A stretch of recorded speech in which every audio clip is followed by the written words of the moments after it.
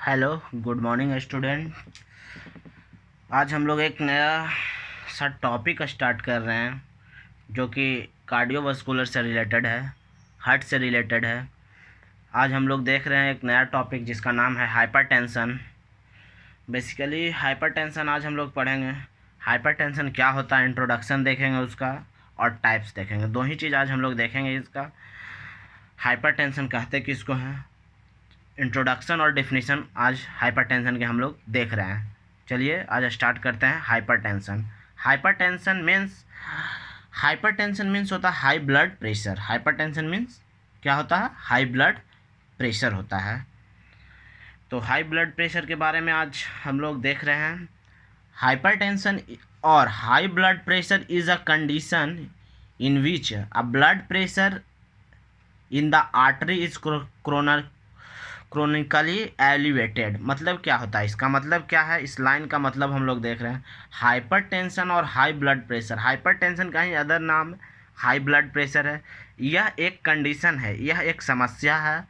क्या है, एक समस्या है जो कि blood pressure in the artery is chronically elevated, मतलब ऑकरिंग होते रहता है अगेन एंड अगेन। किसमें, आर्टरीज में। आर्टरीज में क्या होते रहता है, प्रेशर बनता है। क्या बनता है, प्रेशर बनता है क्रोनिकली, मतलब कि एलिवेट होते रहता है, हमेशा एराइज्ड होते रहता है, राइज्ड हो जाता है। क्या हो जाता है, राइज्ड हो जाता है। क्या, प्रेशर, ब्लड का जो होता है प्रेशर हो जाता है, जो राइज होता है। ब्लड प्रेशर बेसिकली क्या होता है, ब्लड प्रेशर है जो हम लोग पहले बेसिकली देखते हैं। ब्लड प्रेशर क्या होता है, ब्लड प्रेशर यही होता है, pressure on the arteries, wall of arteries is known as pressure, blood pressure. जो हम लोग का जो ब्लड जो प्रेशर लगता है ब्लड से आर्टरीज पर, मतलब कि जो आर्टरीज है उस पर जो प्रेशर लगता है, बल लगता है, उस प्रेशर को हम लोग क्या कहते हैं, ब्लड प्रेशर। और वही ब्लड प्रेशर हमेशा क्रोनिकली एलिवेट होते रहता है, हर हमेशा लगते रहता है वॉल पे। उसी से हम लोग क्या होता है, कन्वर्ट होता है हाइपरटेंशन। हाइपरटेंशन का डिफिनीशन अब देख रहे हैं। हाइपरटेंशन क्या होता है, hypertension is a defined as the average systolic blood pressure above the 140 mmHg and diastolic pressure is 90 mmHg both over the sustained period of time। Long period of time तक इतना blood pressure रहता है, sustained रहता है बहुत दिनों तक, उसको कहते हैं। अगर कितना,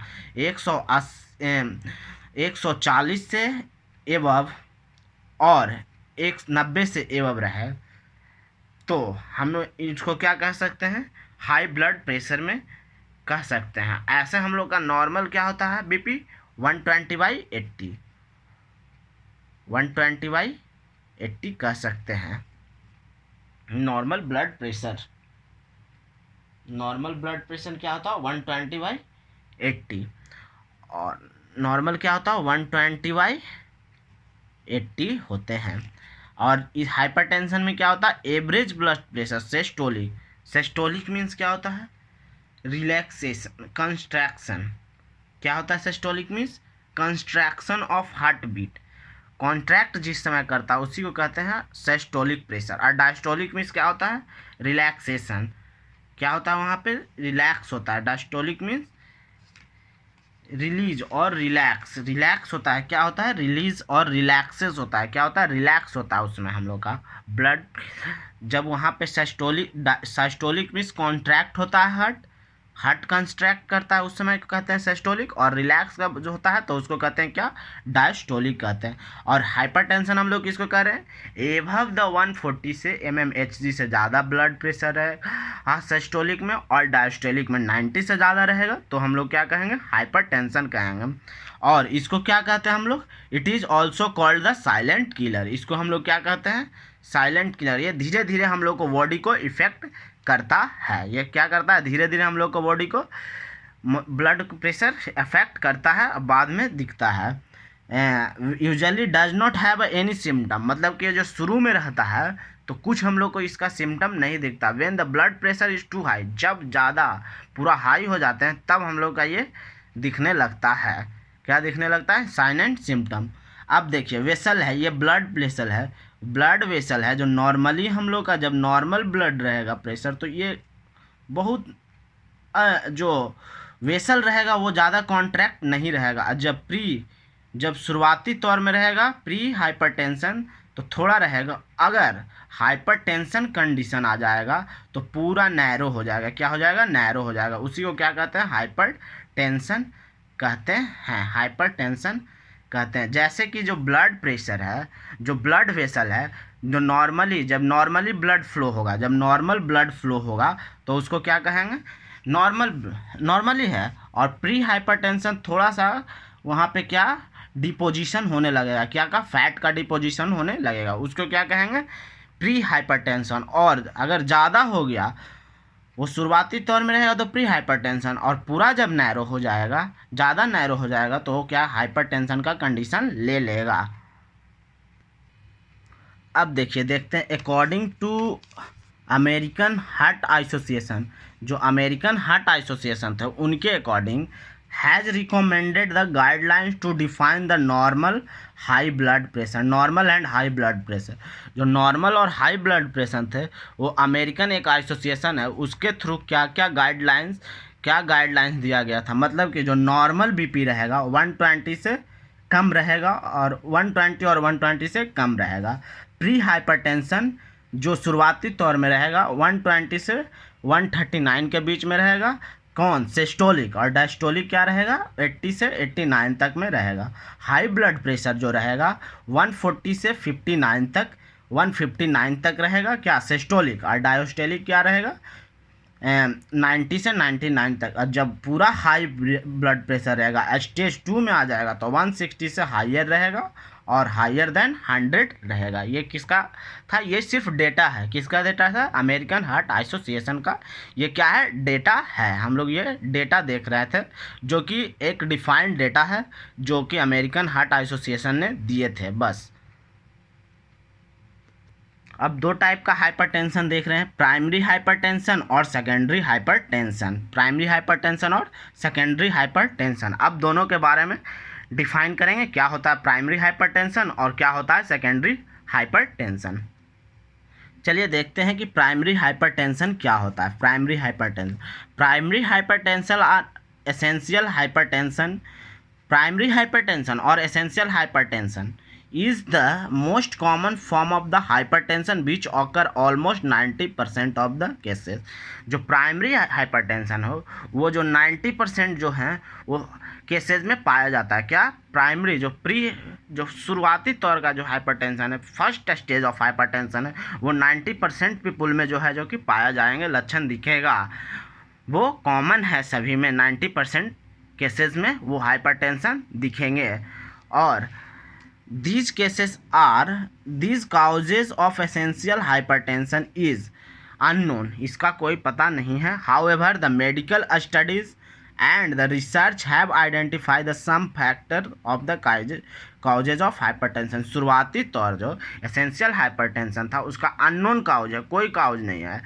और however the medical study, इसका मेडिकल स्टडी और रिसर्च में आइडेंटिफाइज कुछ factor, some factor which causes the hypertension, किस कारण से होता है, किस फैक्टर से होता है, वो मेडिकल स्टडी में पाया गया थोड़ा रिसर्च करने के बाद।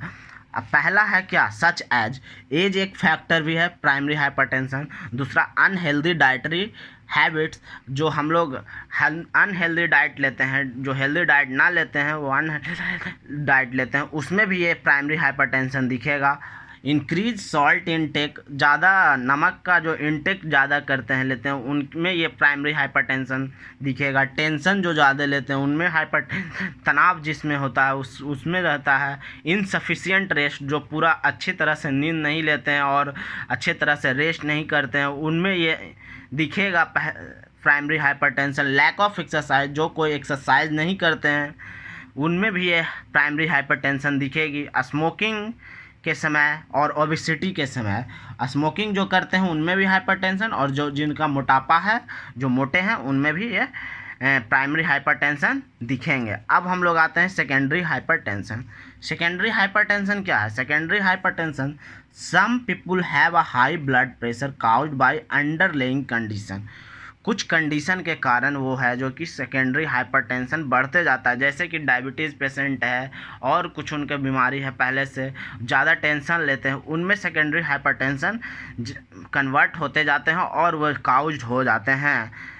This high blood pressure cause secondary hypertension, इस कारण से वो जो कि क्या ले लेते हैं, सेकेंडरी हाइपरटेंशन का रूप ले लेते हैं। टेंड्स टू अपेयर सडनली, ये अपेयर सडनली दिखते हैं, ये क्या दिखते हैं, सडनली दिख ले, and cause HBP high blood pressure than the primary hypertension, और ये काउज किसके कारण होता है, cause high blood pressure than does primary hypertension, पहले प्राइमरी हाइपरटेंशन रहेंगे, उसके बाद उसमें धीरे धीरे मतलब कि काउज सिवियरिटी बढ़ते जाएंगे तो वो क्या हो जाते हैं, फिर सेकेंडरी हाइपरटेंशन में कन्वर्ट हो जाते हैं और वो ज़्यादा परेशानी हो सकता है फिर उसके बाद।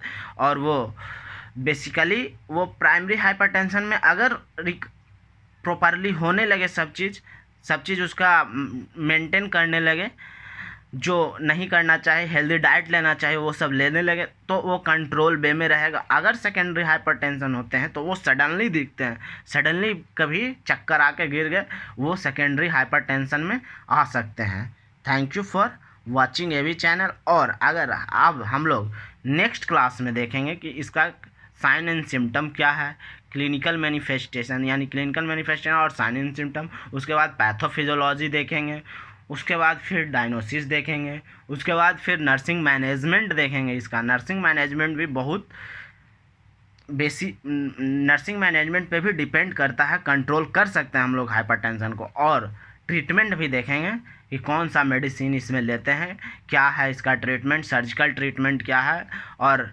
मेडिकल मेडिसिन ऐसे ही क्या ट्रीटमेंट कर सकते हैं। थैंक यू, आगे भेजेंगे और lecture. Thank you for watching.